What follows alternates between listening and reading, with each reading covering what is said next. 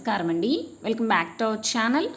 ఈరోజు నేను మీకు శ్రావణ మాసంలో అమ్మవారికి తప్పనిసరిగా నివేదించవలసిన నైవేద్యం, అలాగే అమ్మవారికి ఎంతగానో ప్రీతికరమైన నైవేద్యమైన క్షీరాన్నాన్ని ఎలా ప్రిపేర్ చేసుకోవాలో మీతో షేర్ చేసుకోబోతున్నానండి. సో ఇంకా లేట్ చేయకుండా ఇది ఎలా ప్రిపేర్ చేసుకోవాలనేది చూద్దాము. పాలు పోసుకొని అన్నం వండుతాం కాబట్టి ఈ నైవేద్యాన్ని క్షీరాన్నం అని అంటారు. ఈ క్షీరాన్నాన్ని ప్రిపేర్ చేసుకోవడానికి ఇక్కడ నేను ఈ గిన్నెతోటి 3/4 గిన్నె వరకు బియ్యంని తీసుకుంటున్నాను. అలాగే పావు గిన్నె సగ్గుబియ్యంని తీసుకుంటున్నానండి. మీకు సగ్గుబియ్యం వేయటం ఇష్టం లేకపోతే మొత్తం బియ్యంని కూడా తీసుకోవచ్చు. ఇప్పుడు వీటిని 2-3 సార్లు శుభ్రంగా వాష్ చేసుకోవాలి. ఇలా వాష్ చేసుకున్న తర్వాత మళ్ళీ మంచినీళ్ళు పోసుకొని 1 అవర్ పాటు నానబెట్టుకోవాలండి. ఇలా నానబెట్టుకోవటం వల్ల మనకి రైస్ అనేది త్వరగా ఉడికిపోతుంది, టేస్ట్ కూడా చాలా బాగుంటుంది. తర్వాత ఈ నైవేద్యాన్ని ప్రిపేర్ చేసుకోవడానికి ఇలా లోతుగా ఉన్న ఒక ఇత్తడి గిన్నెకి పసుపు కుంకుమలతో అలంకరించుకొని స్టవ్ మీద పెట్టుకోవాలి.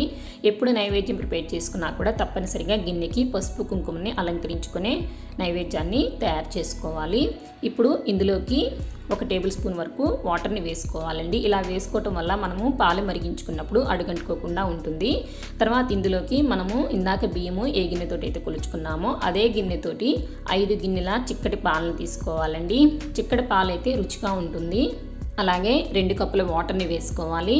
ఇప్పుడు ఈ పాలు ఒక పొంగు వచ్చే వరకు మరిగించుకోవాలి.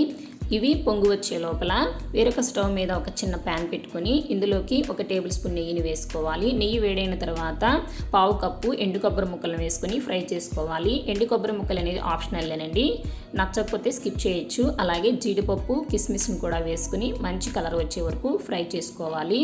ఇలా మంచి కలర్ వచ్చిన తర్వాత స్టవ్ ఆఫ్ చేసుకుని పక్కన పెట్టుకోవాలి. తర్వాత ఇక్కడ చూడండి పాలు కూడా పొంగి వచ్చేసాయి కదా. ఇప్పుడు ఇందులోకి మనం ముందుగా నానబెట్టి ఉంచుకున్న బియ్యము సగ్గుబియ్యంని నీళ్లు వంపేసుకుని వేసుకోవాలి.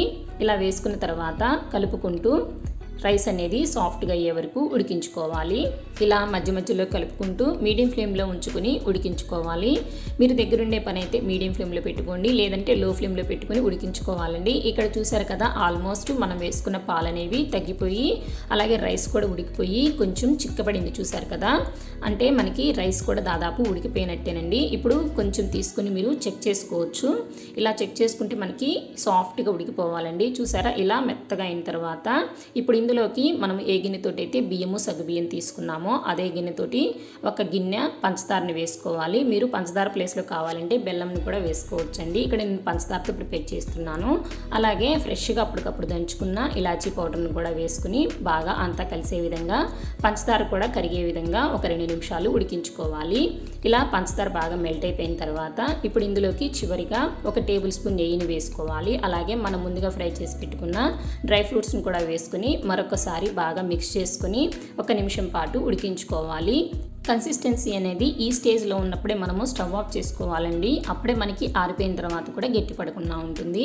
అంతేనండి, అమ్మవారికి ఎంతగానో ప్రీతికరమైన క్షీరాన్నం అయితే రెడీ అయిపోయింది. ఈ శ్రావణ మాసంలో కనీసము 1 శుక్రవారమైనా కూడా తప్పనిసరిగా ఈ క్షీరాన్నంని అమ్మవారికి నైవేద్యంగా సమర్పించాలి. ఎందుకంటే అమ్మవారు పాల సముద్రం నుంచి ఉద్భవించారు కాబట్టి అమ్మవారికి అన్ని ప్రసాదాలలో కల్లా ఈ క్షీరాన్నం అంటే చాలా ప్రీతికరమండి.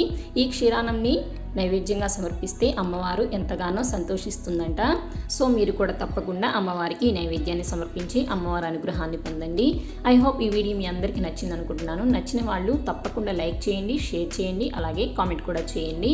నా వీడియోస్ ఫస్ట్ టైం వాచ్ చేస్తున్నట్లయితే తప్పకుండా సబ్స్క్రైబ్ చేసుకుని పక్కనే ఉన్న బెల్ ఐకాన్ని క్లిక్ చేస్తే నేను ఎప్పుడు వీడియో అప్లోడ్ చేసినా ముందుగా మీకు నోటిఫికేషన్ అనేది వస్తుందండి. నేను మళ్ళీ మరొక మంచి రెసిపీతో మళ్ళీ మీ ముందుంటాను. Thank you for watching my videos.